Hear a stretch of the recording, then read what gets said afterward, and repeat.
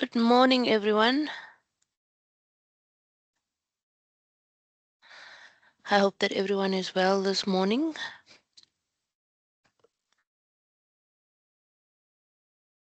All good. All good. Thank you. It's nice to hear from Yeah. you. Thank you, guys. So, continuing from Thursday. Okay, before we continue from Thursday, some of you have asked for the recordings and stuff like that. I'm not sure why I'm having a bit of difficulty downloading the recordings for you so that I can upload it onto Moodle. I think because I was not the one that set up the session, so I don't have admin rights. So I've spoken to the administrator for this program, and hopefully we can get this by next week. You guys can get all the recordings, right? So just bear with us with that because I do not have access at the moment. Okay, so continuing from where we left off, and we had a fruitful discussion on when students are now defending their proposal. Okay, so again, there's literacies that go into preparing this proposal. There's literacies that go into guiding the student on how to present, because not everyone is able to speak and express themselves, is confident in front of a panel or a large crowd setting where you have to present in front of a class. Because with our proposal defense, what we do is we bring in all the students that are presenting for that day, and we do it as a colloquium. All right. And in that colloquium, they learn from each other because they've got their fellow peers that are asking questions as well. So the student, you've guided the student all this while on how to write, how to read, how to extract information, how to use their own voice to express themselves when it comes to research, how to now develop the proposal, how to actually present the proposal for their defense. Now we're looking at giving them feedback. So before that proposals, just before the defense, before you can even do final approval, we have to look at all the feedback that's given. And how do you now, as a supervisor, guide the students on the feedback that's given, not just from yourself, but from their peers and from the panel that they are presenting to? Okay. And there's two ways in which this is done.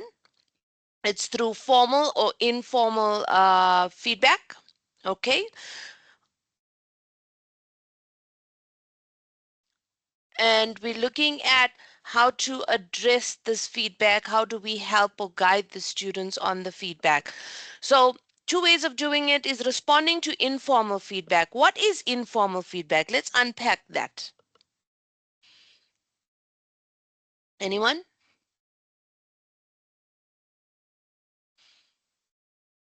Anyone wants to take a stab at what is informal feedback?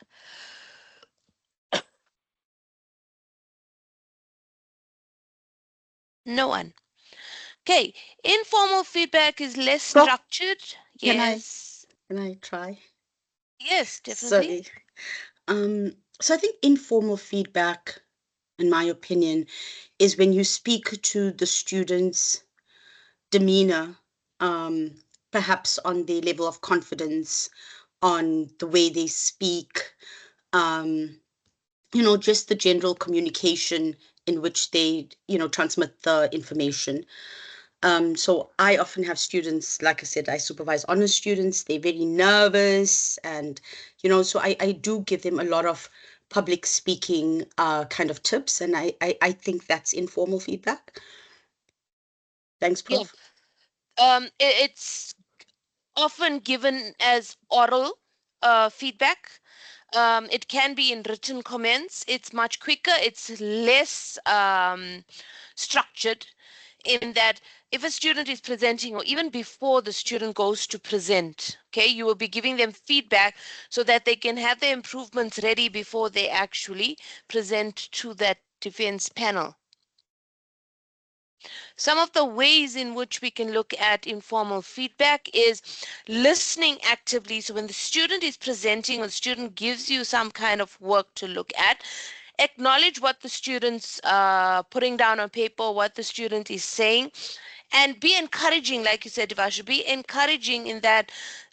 Use words like "that's a good point," or "it's very insightful," or you've got to use to boost their confidence. Use more encouraging reinforcement and more positive words for your student when they're presenting, because like you said, a lot of them are nervous, not just the honor students, but you even experts at the PhD level, because they're not so used to presenting in front of people, and gives them a platform now to come out of their shell on how to. So and we were also taught, our head of school also said, when you're speaking to the students, don't say, "Oh, but you forgot this," or "this doesn't look good."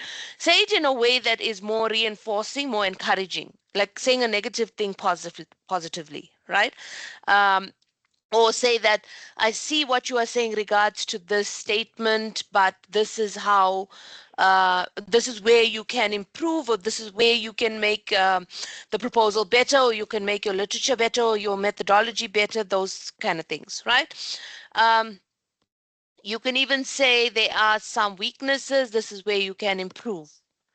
uh, After the person has presented, all this is all informal, and it's more, like I said, orally done. um, Show appreciation for their time and effort. So when your students are presenting in front of you or in front of that panel, thank you for your presentation, or "thank you for that informative or insightful presentation," and then take it from there. You know, um, Also, students should be taking down notes on the comments that the panel or committee is making, as well as committee should be making notes, because this is where you're going to give formal written feedback to the student on whether the proposal has been accepted at the faculty level or through our various committees. All right, everyone with me? Now, formal feedback. When you're giving your student feedback, formal feedback is more of your written statement, where you're giving them a formal report.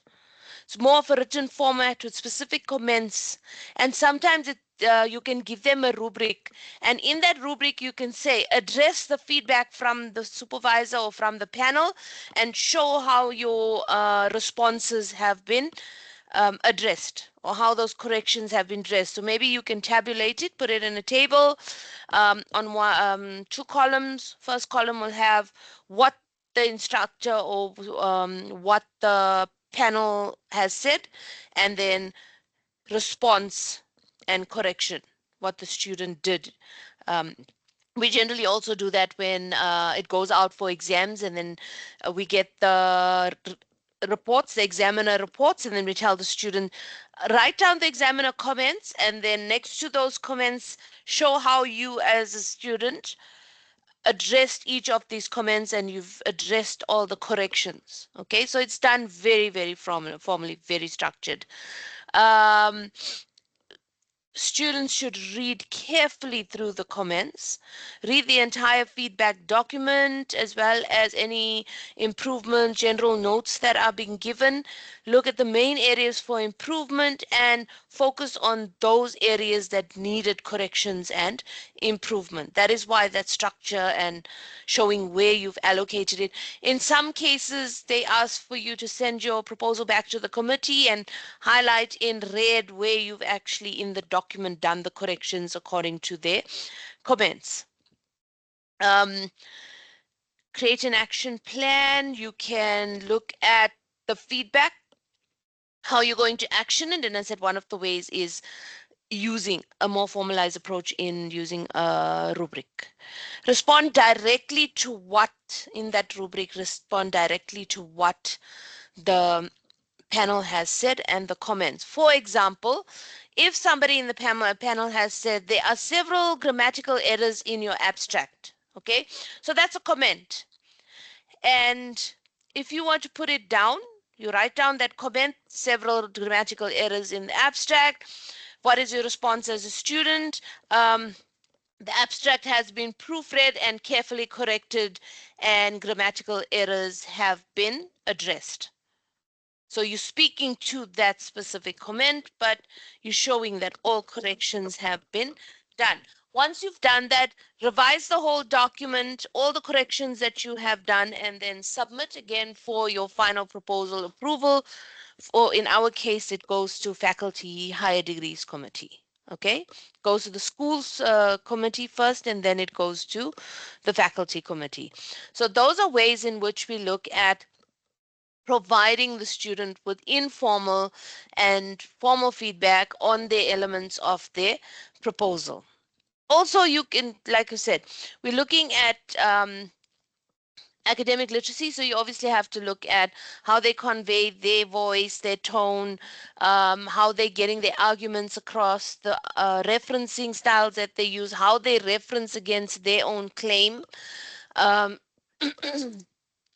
language in which they use, how are they writing, style of writing, those kind of things. Okay, so a lot of that is why the defense is so important, because student can really learn from the comments that they get on the feedback. And it doesn't just end there, because remember, the proposal is just the beginning, the starting point for the student. You're still guiding. So if they get their writing correct at the proposal stage, they've already built like a momentum, right? So they've built this momentum. So when they go on to the rest of the chapters, and especially the literature review, where they have to do a lot of writing, reading and writing, okay? So it builds that momentum for them. A lot of students get stuck. They take months before they collect each chapter and complete each chapter. They lose that momentum.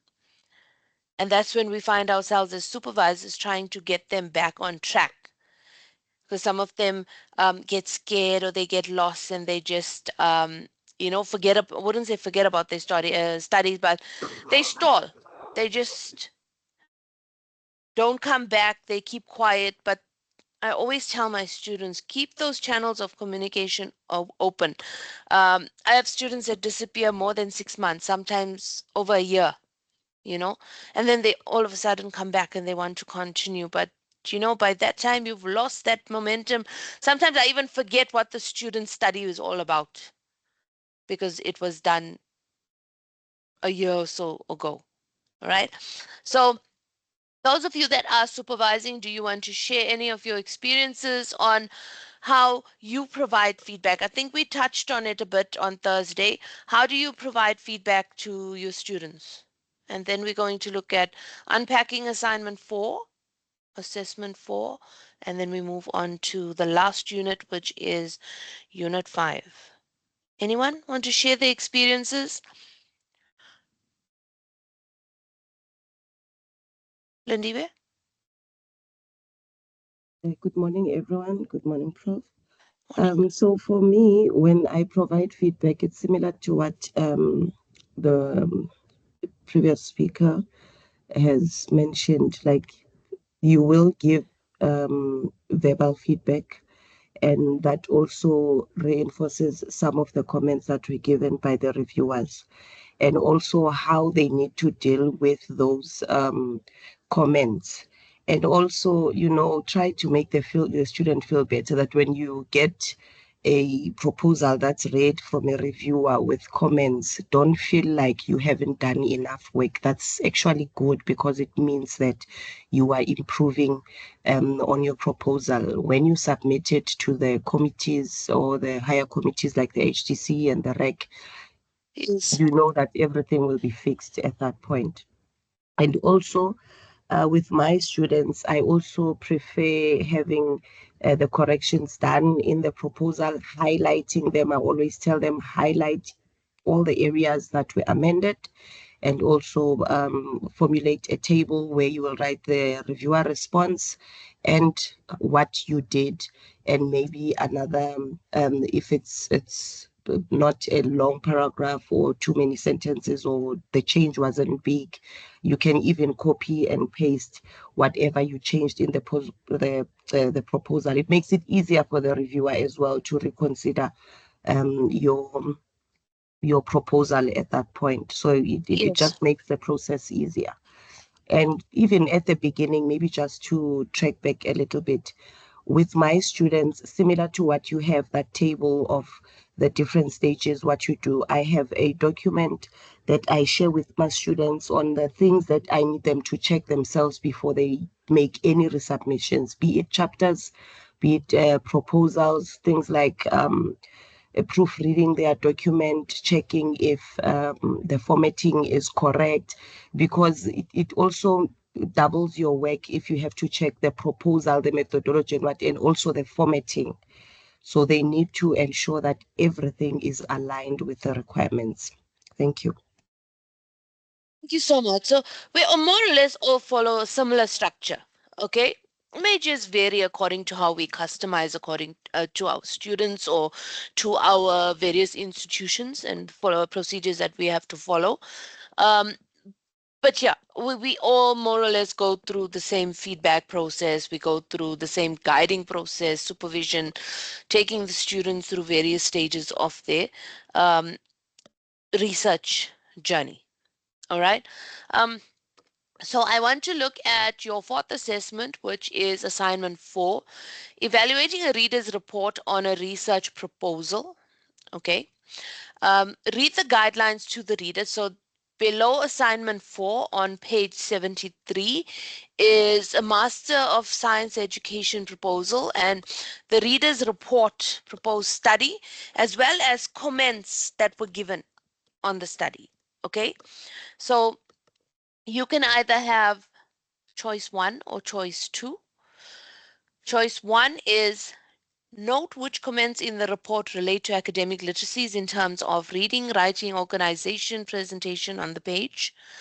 Write a commentary not more than 1,000 words in which you respond to the report writer's comments in terms of the following: guidance to the student and supervisor about what needs further work, where improvements need to be made, basically. Tone of the comments, clarity of the comments, recognizing that you do not have the student's proposal to assist you, and anything else that you would like to question or approve or disapprove. So you're reading this report and you are going to give your comments on how the feedback was actually given. The second choice, so you do either or on this assignment, okay? Use the guidelines in your discipline for the assessment of a postgraduate research proposal, either at master's or PhD level. An example of a proposal reader's report to do the same task listed for the Masters in Education proposal report in choice 1. So you can either look at this proposal, the comments, how it's done, right? So this is your choice 1 part of the assignment. Alternatively, you can look at one of your reports, your feedback reports and proposals, that is choice 2 for the assignment. So you use a one given to you or you use a one that's related to your specific discipline. And of course, there's a rubric for assignment 4 for you to know where the marks are allocated and how to obtain maximum marks, no more than 1,000 words. These are short assignments, okay? Any questions on assignment 4?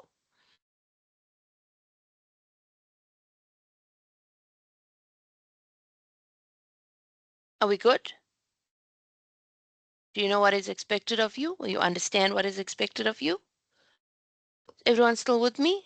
All right, thank you very much. Moving on to Unit 5. So this is not only on the proposal, like we said, it's taking them through the entire journey. So Unit 5 now unpacks guiding the postgraduate students in drafting, crafting, and presenting their research report, dissertation, or thesis for examination. So we know that at the honors level, they are producing either a mini dissertation or a research report. Okay, for my honors students, it's called a research report.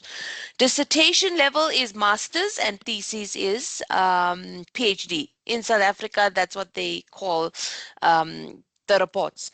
However, in the US, I found out that a thesis is it's called a thesis at a master's level and it's called a dissertation in the PhD level. So there's this opposite, but it all basically means the same thing. Still writing a research report. So how do we prepare the students for either the research report, the dissertation, or the thesis for examination. So this is after we've done the entire process. Anyone wants to take us through that process of how they take the students, you as a supervisor, how do you take your students through that journey right up until the final submission of their report or dissertation or thesis for examinations? We've done the whole proposal stage. We've unpacked a bit about writing a literature review. Writing the methodology is not going to be different from how you would dissect information and collect information and put it into the research methodology. Some of us have more formal structures than others that we would give students templates. I showed you some of my templates. But how do you, throughout this journey now, how do you guide the students right up till examination? Anyone had students that have put in through the system for graduation? I mean, for examination? Anyone? Can you repeat the question, ma'am? Unpack your research journey for the student. How do you guide your student from proposal right up until the time that they submit for exams? Your strategies as a supervisor. Basically, that's what I'm asking. What's your, give me your, how do you go through this entire journey? How do you map it out for the student? Guide the student. Teach me. Oh, okay, can I jump in, ma'am? Yes, definitely. Yeah, I think for me, I've never supervised a student, but From what you've learned now, how would you guide them? How would you, just by doing this program or this course? yeah. So supporting and supervising postgraduate students and guiding them, what I would do is I will draw on my personal postgraduate experiences, but largely those that have worked for me because I want something that will also work for them. So one of the guidance is reading informs writing. You can't write from the sky or from the surface without Yeah. reading because it cannot be just something that is opinionated because scholarly writing needs to be informed, critical through the discourse of reading. So that's one guidance I would do for them. But also, I would share some of the readings and articles that will inform their study, in particular those that align with the studies that they would be conducting. Because there are some of the articles that you enjoy and you find intellectual pleasure in them and how they inform what you are doing and the research interest of the student. So that's another second guidance I would do, and not just leave them to navigate the maze of scholarly writing by leaving them on their own, teaching them and telling them, no, it's your responsibility to grapple with the material course or find your own readings. Yes, they have to, but as part of supporting them, I also have to share. I also have to share the seminars and courses that are out there as well because um other people are also informed. They can give more to the student. It's not only limited to me what I can give them. So it's beyond me as well. So those are some of the things I would draw on that have been part of my experience in this postgraduate journey. Most definitely. Most definitely. Okay, I see Devashri and then Lindiwe. Thanks, Prof. So for me, I think research is really about adhering. So I guide my students through the relevant policies, processes, and structures. And I think this diploma has really honed in on the significance of that because we have to comply to what is required of students in terms of the institution. But I also have weekly meetings to keep in touch with my students, to connect with them, to build that relationship with them. I really direct students to relevant resources such as the library or ICT or writing workshops or, for, yeah, so I direct them to these relevant resources.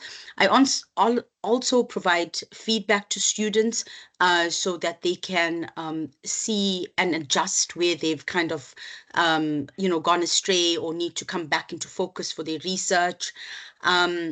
I also use my experience as a researcher to guide their process. For example, accessing the gatekeeper's letter, getting through ethical clearance. And I always take time to keep my students updated about the processes. In fact, one of the roles that I play is to actually promote my students. So if I find that processes are delayed or whatever, I jump on to the relevant chairs of the committee to say, listen, why are things delayed? What is the problem, etc. I think for now that's what I want to say. Thanks, Prof. Thank you very much, Lindiwe.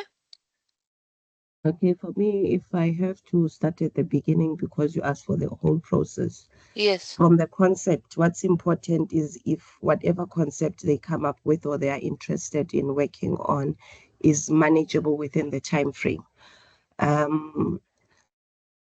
Maybe at that point, I can mention that the questions that I normally ask them is why this topic, who is going to benefit, because that's important. Sometimes you get students that think they have their whole lifetime to work on this research because they want to work on the whole population. They want to speak to patients, in our case, patients, radiographers, radiologists, physicians, and which is sometimes not possible.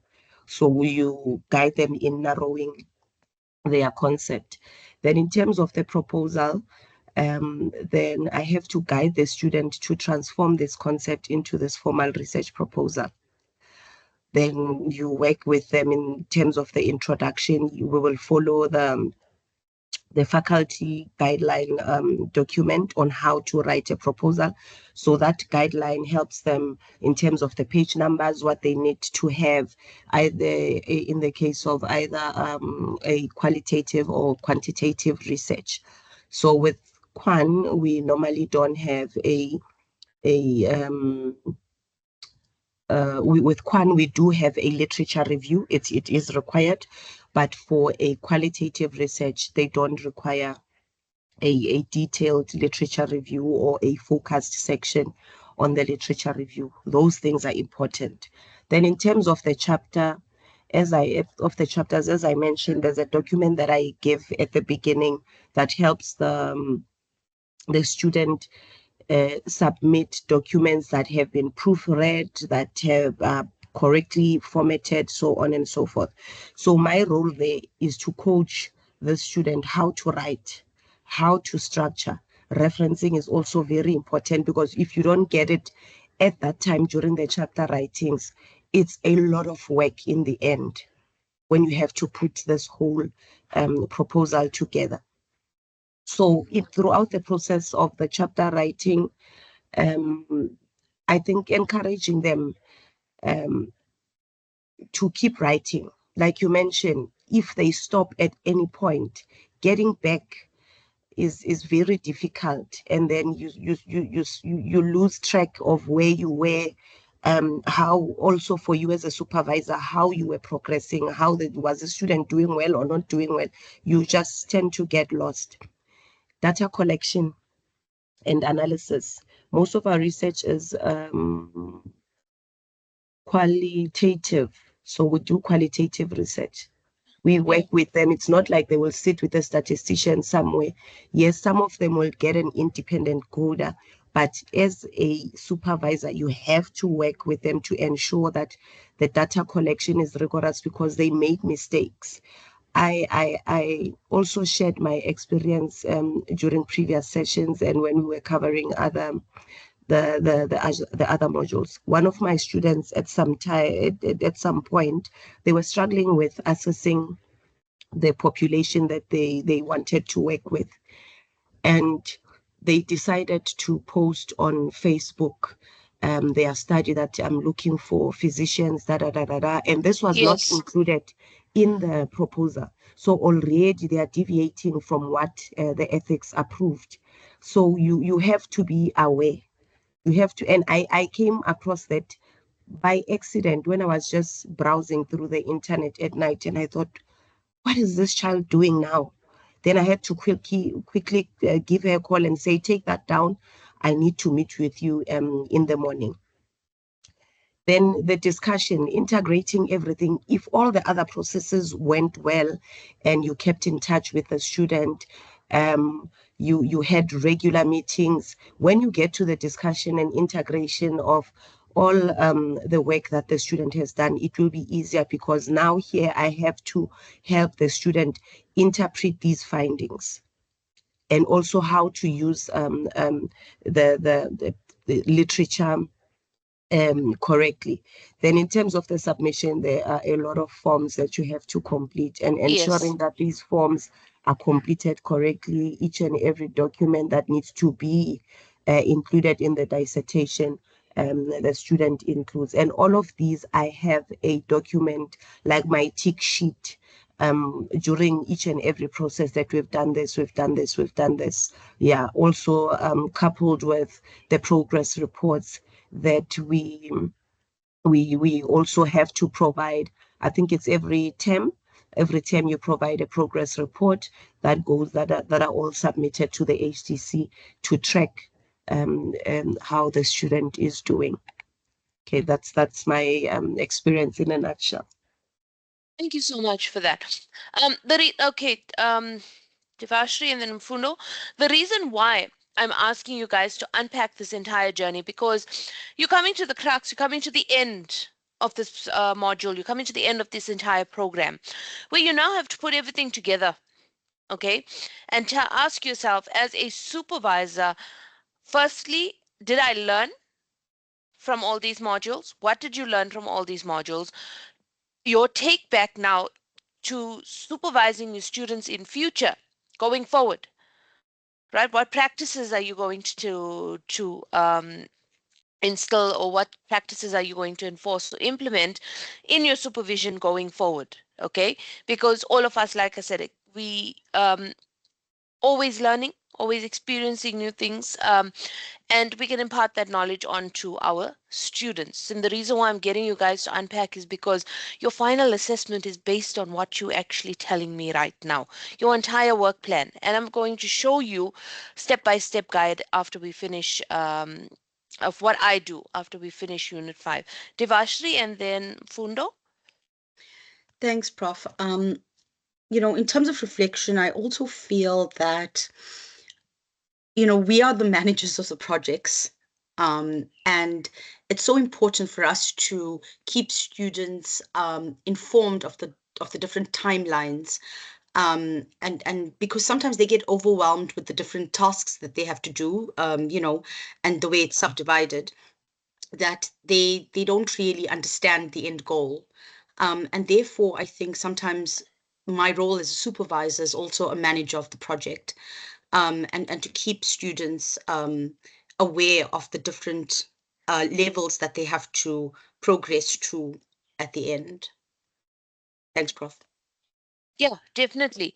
And also a tedious task. What you guys must also understand is what Lindiwe just mentioned, and it's something that I unpacked as well. What do you do with those students that go away and come back after a couple months, a year?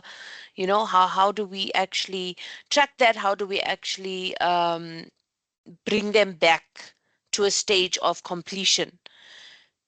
All right, Mfundo? Thank you, Prof, and good morning, everyone. Dr. Lindiwe Gumede has already said the things that I wanted to mention, especially in terms of going through the structure of the research for my postgrad students. I look at from the first chapter introduction until the conclusion and the recommendation, and I see if the student structured the research report the way he or she is supposed to do.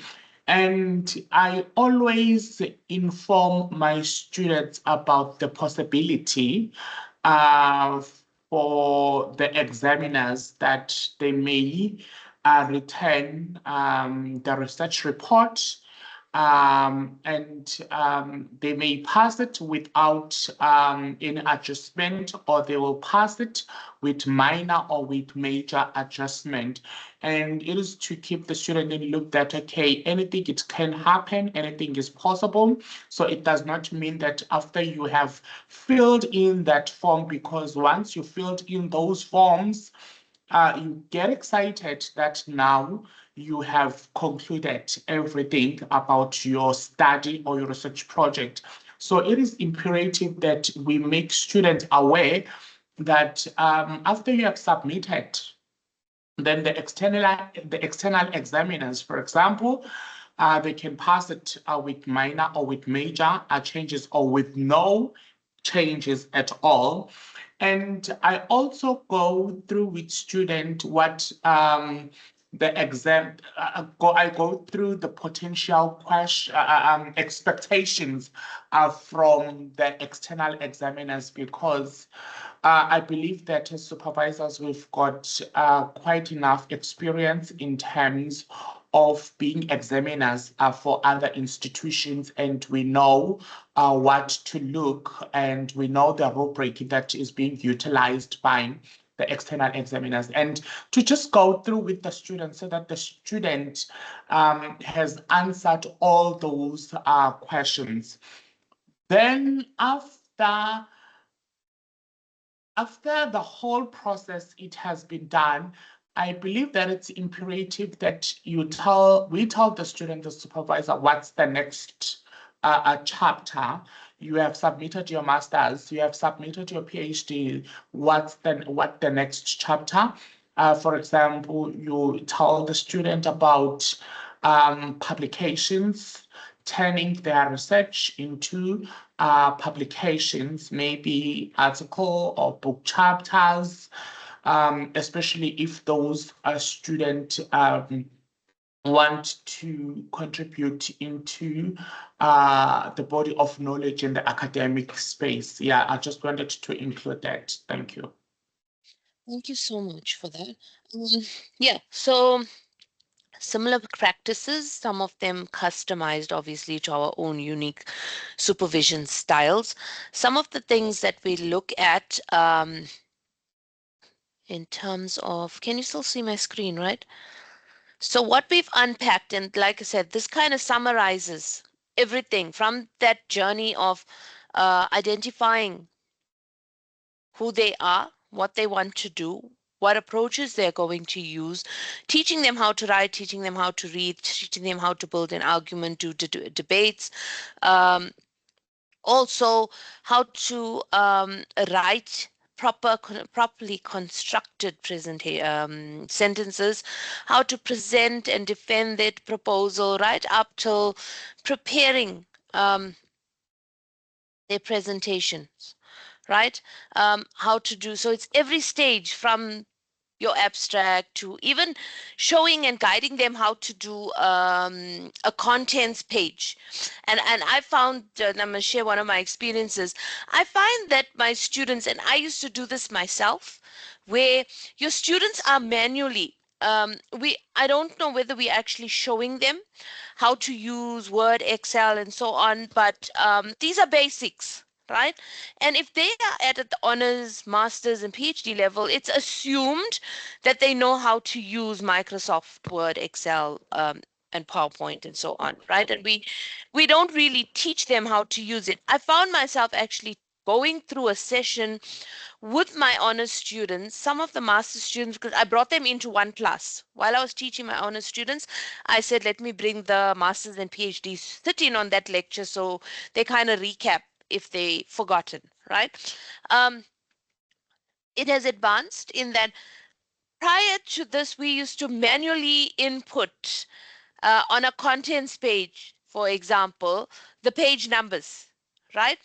Now, with the table of contents already automatically generated for you on Word, okay, and I had to teach the students to how to do a table of contents and so on, so that they're not going manually. I actually had a student that said she sat for hours, hours and hours just allocating. Then I was like, no. Then I realized I have to have the session with the students because that's just time consuming when there are things available, resources available that we can guide the students on how to use to make life easier.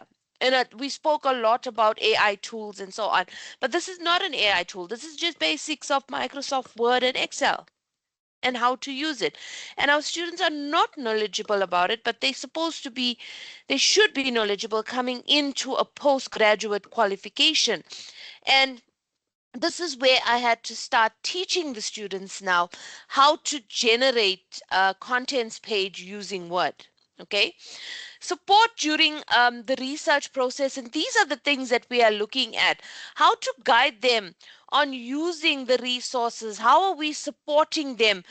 Some of us said we do individual work, some of us do class work, some of us let the students work in their own groups. How are we navigating that? How are we actually looking at the participation of your students with the resources? Like I said, there's only so much we can do to provide support for the student. It's up to the student to want to actually progress and complete the qualification. Okay, we spoke about encouraging participation in writing groups and what we actually start doing in those writing groups, even learning from their peers. I just started doing that recently. I think, Debashri, you also mentioned about putting your honors students into groups, and I normally put them into groups with similar topics. So going through workshops, how do you support the entire process? I want to take you through what we do. So from the onset, and we use this presentation as a guideline, or this process as a guideline, because at every step it pinpoints. So it takes you from the time that you are admitted into the program right up to your graduation, the steps that you need to follow. This does not include you as a supervisor putting in how you're guiding your students on writing a proposal, writing the literature reviews, sourcing information to put into your chapters for, so I've got separate templates for all that. So I just want to show you a bit of how we introduce the academic journey to them.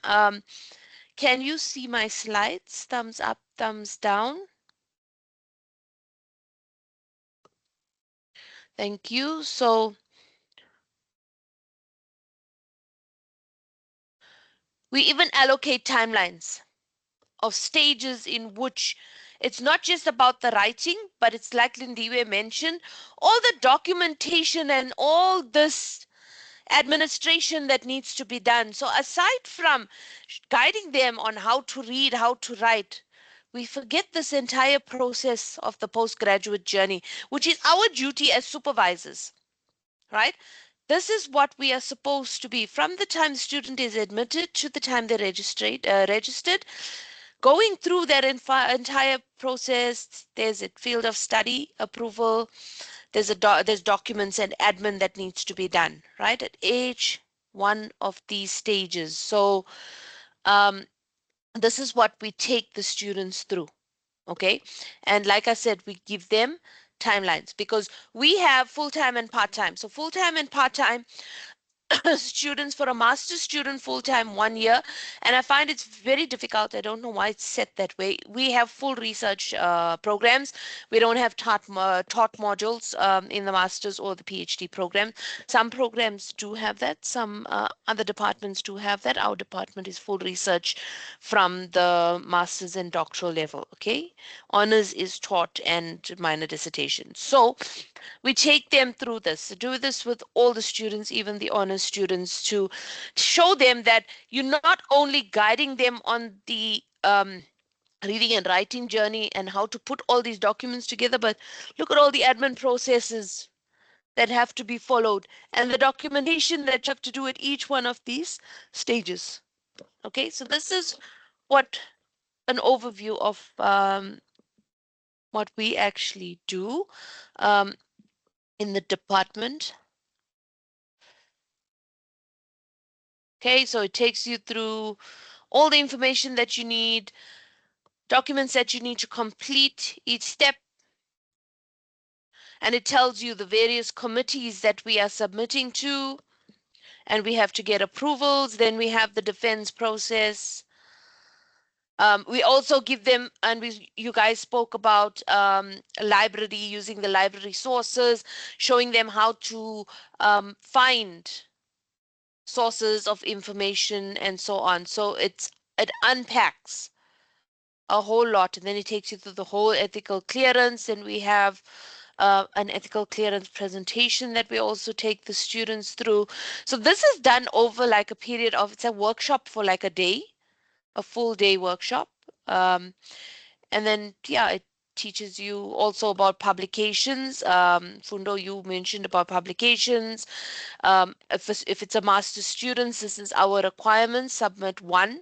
Doctoral is 2 manuscripts for publication or potential publications. We also have progress report workshops. I will show you the progress reports. And then these are the documents that we and the processes that we follow right up till. Then you have the defense of the dissertation and theses before it goes out for exams. All right. Then important is the Turnitin report, which is similarity, and we have the plagiarism declaration and so on. So a lot of admin that also goes into this. So you have to use guidelines to show the students, aside from the writing and the literacies, this is part of that academic journey. Okay, and then assessment feedback, the timelines for the assessment feedback once it goes for exams, your results approval process, and then what happens on completion of that qualification, right, up till their graduation stage. So like Lindy as mentioned, there's a lot of administration that goes into it. Hold on for me one moment.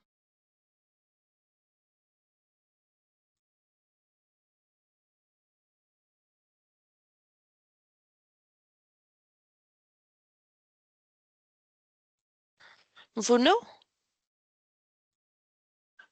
Thank you, Prof.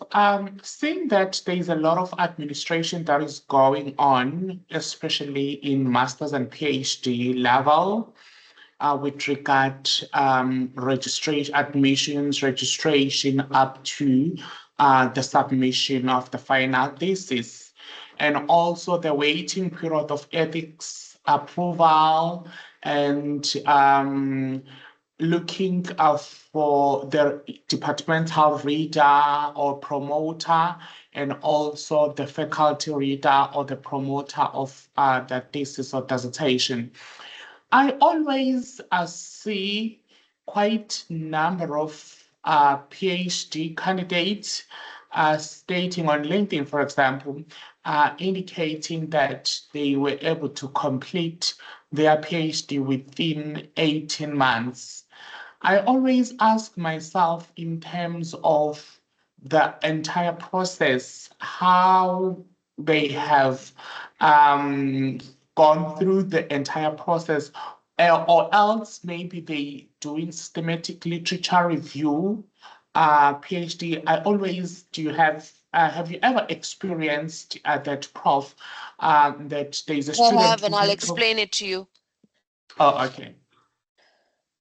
Now finish what you're saying, and then I'll explain it to you. Yes, so I just wanted to know how possible is that? And yeah, that's always my unanswered question. Okay, so let me answer that for you. So like I said, we have full-time and part-time students, right? Full-time is where a student is not working and can commit themselves 200% to their studies, right? Masters, you need to complete in a year, the full-time, and then for the PhD, it's 18 to 24 months on a full-time, right? I've had and I've graduated 3 students in 18 months. It can be done if your student is full-time, no commitments, have, registered, sorry, not working, so doesn't have work commitments. And all the, for example, one of the students is, he pushed the work so much, he would actually push me. So it's like, He's already got the work done, and then he's like, but ma'am, I'm done with this, I'm here, and every stage he would take me. So it's how committed the student is to finishing a qualification. Mind you, I've had an external examiner, two external examiners, ask us, so is your qualification that easy to obtain, that the students are finishing it in a year or so? And I was like, no, it's got nothing to do with that. You have to look at the what goes into the PhD. If the student is a full-time student, I finished my master's in a year because I was a full-time student. It was difficult for me after I got my BTech to find a job, right? And my mentor at that time said, do the master's, do it full-time. We finish in a shorter period of time because it's 1 year full-time, and then it will start opening doors. And true to that, what she said, when I got my master's, it did open doors for job opportunities, especially in academia, because the minimum requirement is a master's. So it can be done. It's the commitment of the student and how fast they are willing to work. And let me tell you, it is some of the work is really brilliant, and that is how committed and passionate they are. You get those students. One of the students out of it, actually, those three students, one actually ended up being a master's cum laude student. I've had two that finished in a year, and I've had two PhD students finish in 18 months. One graduated last year. So yeah, it can be done. Yes, you're going to get people that are going to say, no, it's not impossible. You're cutting corners here, there, everywhere. And it's just how much of work and how you guide the student. It can be done. I swear these students will even contact me. I'll see the messages. I won't respond until the next day. 2 a.m., 1 a.m. They sitting, they working, they burning the midnight oil. They sending me messages, emails, Saturdays, Sundays. I even spend that Saturday and Sunday with the students just to push out the work, because yes, it's how you commit as a supervisor and vice versa, how they commit as students, just to get the work done. I mean, like I said, sometimes I go over and beyond because I know the need of the student, the passion. I was there as a master's student to get a specific qualification because I needed to find a job. I needed to secure myself. So Mfunda, I hope that answers you. It can be done, but that doesn't mean that you're compromising the quality of the work. Students are putting in because they have the time. They sit for hours and hours and hours, and I've had that direct experience with my students, and I even sit with them. Sometimes I would have consultations that are like 3 hours, 4 hours in a day with just that one student pushing the work, and they're willing to do it. All right. Any other experiences? Anything else that you guys want to add? This whole academic journey. So just remember, the reason why I brought that, showed you that PowerPoint and what we do to have this workshop is because as supervisor, we get all the supervisors to come in, right? This postgraduate workshop, and we have it once a semester because students also registered in the second term. All right, I'm in the second semester. But it's not only about the writing and producing this final document, but it's also, are you guiding the students on this is how you do ethical clearance, this is how you do the submissions for approvals, because the student has to fill in those forms and you sign as a supervisor. So those are the admin is part of this entire journey. So it's not only learning literacies, but it's taking them through the admin processes as well. The other thing I wanted to show you is, um, do we monitor as supervisors? Okay, this was something that we did recently because we had it, but we never enforced it stringently, which was having a proper formal progress report to monitor what the students are doing and where they are.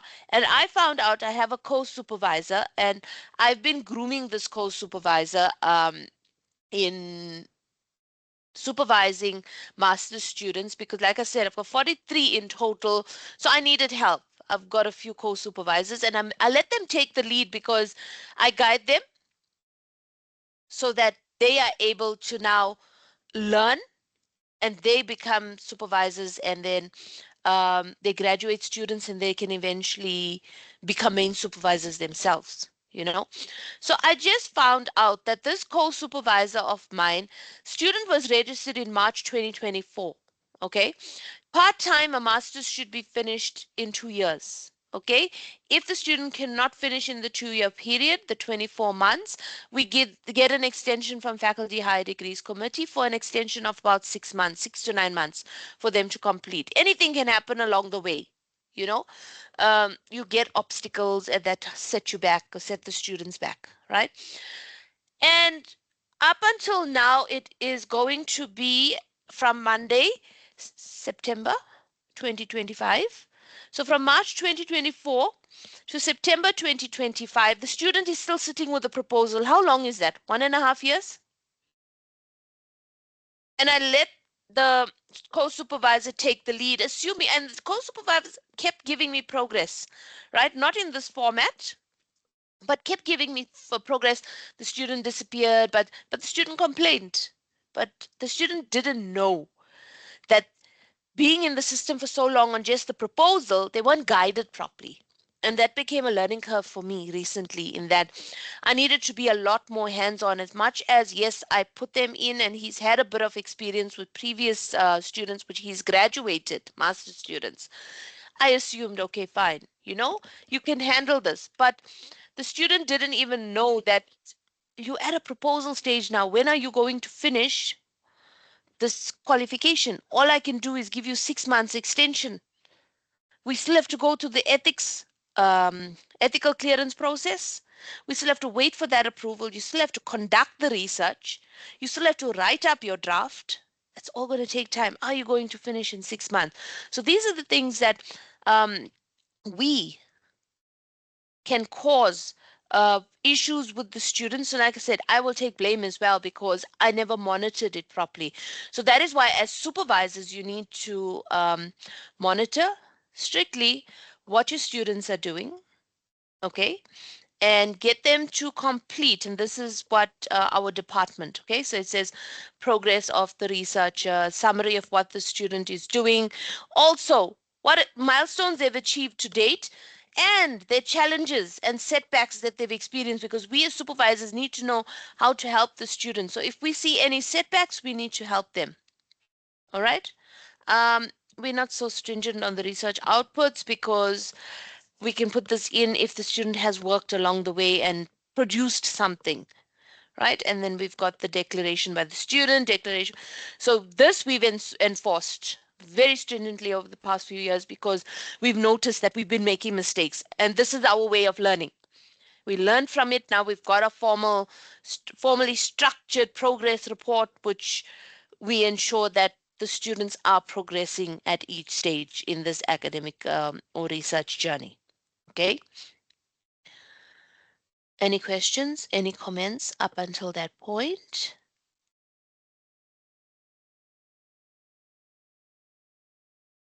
Okay, so it 5.3 tells you about research support services. Like we mentioned, how are we guiding our students on getting the articles, databases, resources, librarians helping out, external sources where they can also get information, how to use the apps. Like if you're doing quantitative analysis, are you using SPSS? Are you using Excel to generate results? Are you using PLSM? These are packages that are used to measure quantitative data.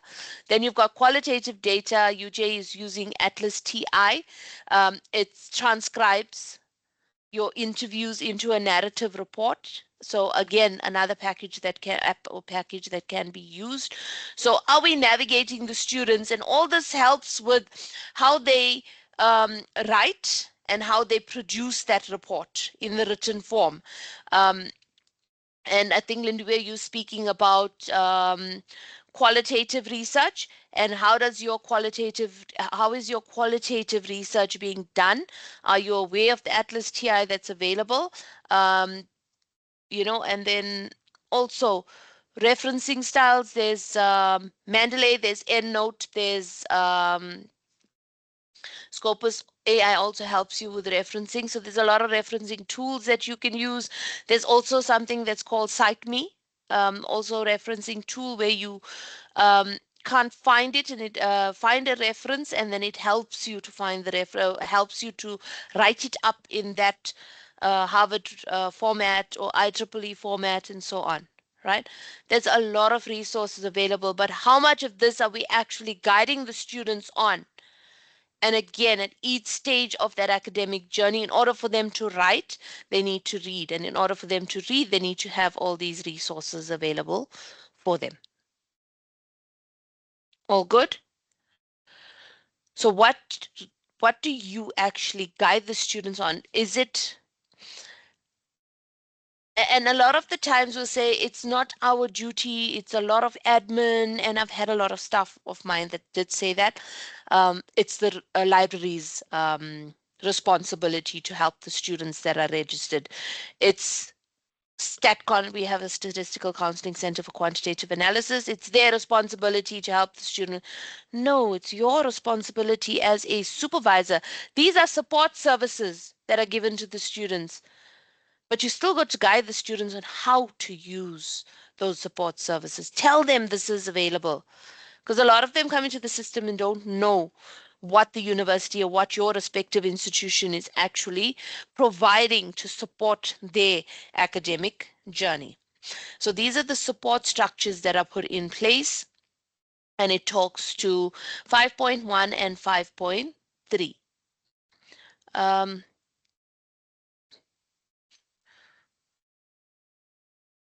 Structure, developing timelines, like we mentioned, you have to have schedules and timelines, and this is very important in order for the students to complete on time. Okay, so they don't go over the time period for what they are registered for.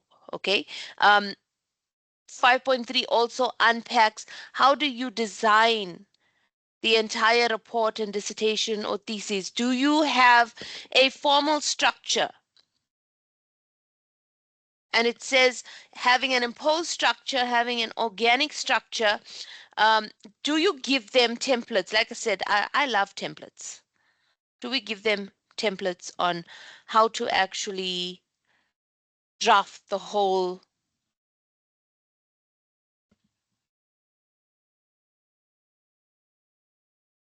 Realize that now, Karen. I'm sharing it. Thanks.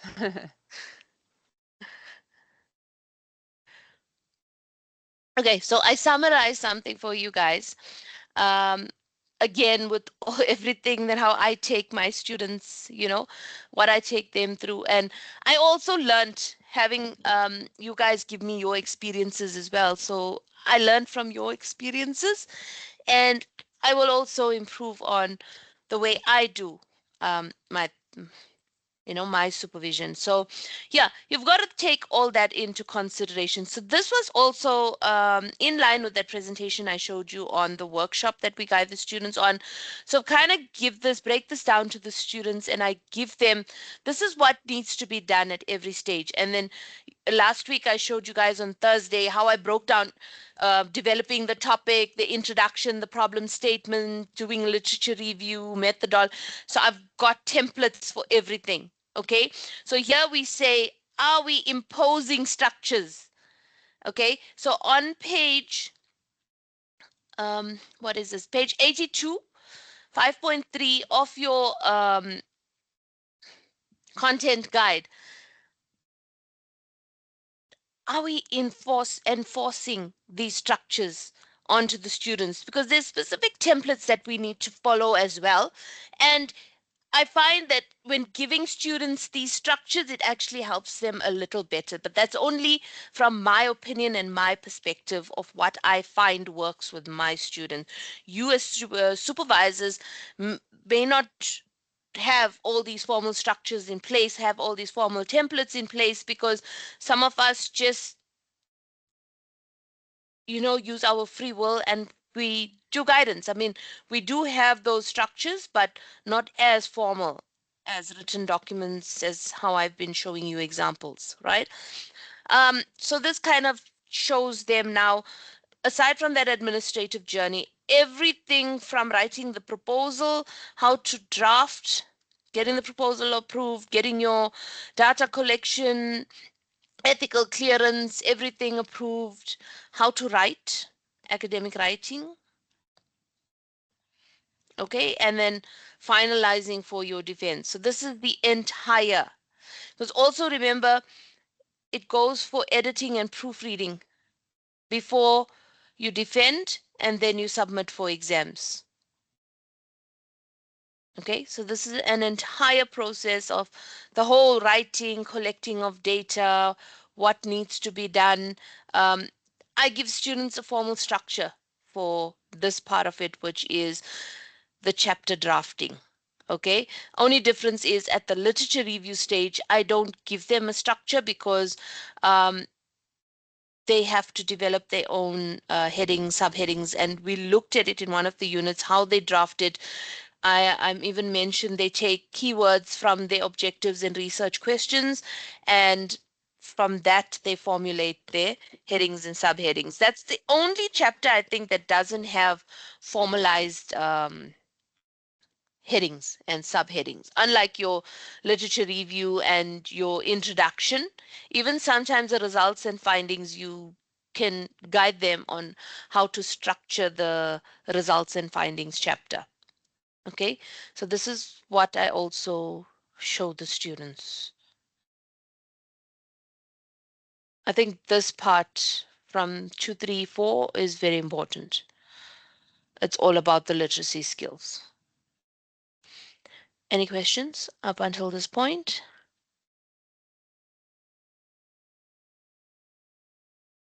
Nothing. What else did I need to show you guys?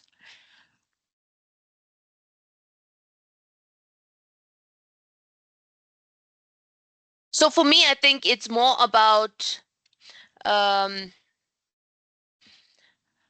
imposing, as 5.3 says, imposing these structures onto the students, but they actually like it.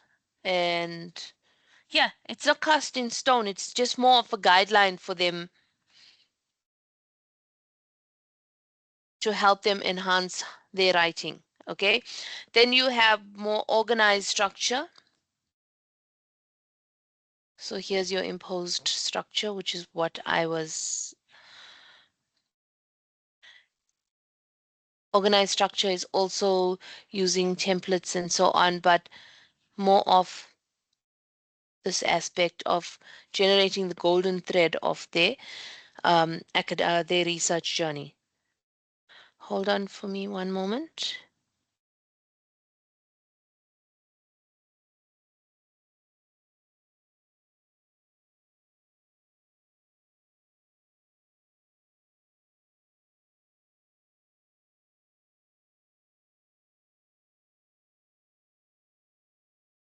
Right, sorry about that. All right.